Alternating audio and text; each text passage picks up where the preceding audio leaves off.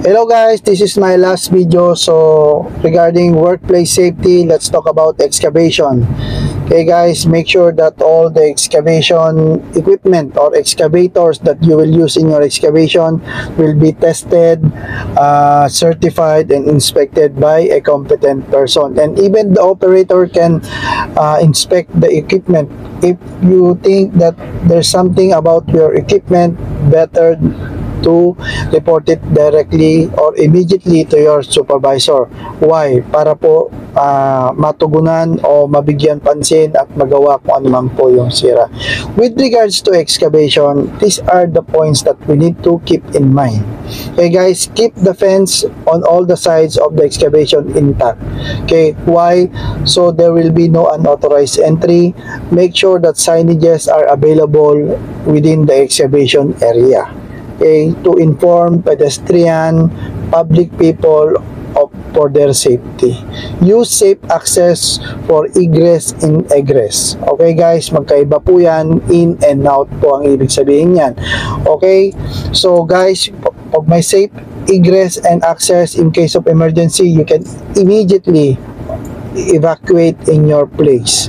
Okay, in your working area. So that is very important. Do not pile soil or any other materials at the edge of an excavation. Bakit po? This is to avoid collapsing of the edge of the excavation during excavation time. Okay, at possible reduce the chance of people buried under the soil. Okay guys, napaka-importante. Anything that will think that it will collapse, like soil, excess soil, heavy equipment near the edge of excavation, dapat po matanggal po yan. Okay guys, make sure that a trench is securely shored before working in it. Okay guys, hindi lang shoring ang dapat natin gawin. Meron po tayong benching, meron po tayong trenching. So guys, make sure you do it best, especially for those who are a safety practitioner.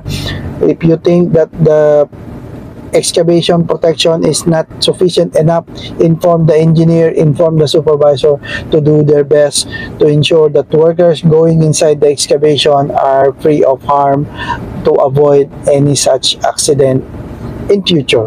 Okay guys, thank you very much. Hope these tips will gives you a guidelines to your safe workplace and safe working activities daily. Okay guys, have a safe day and God bless.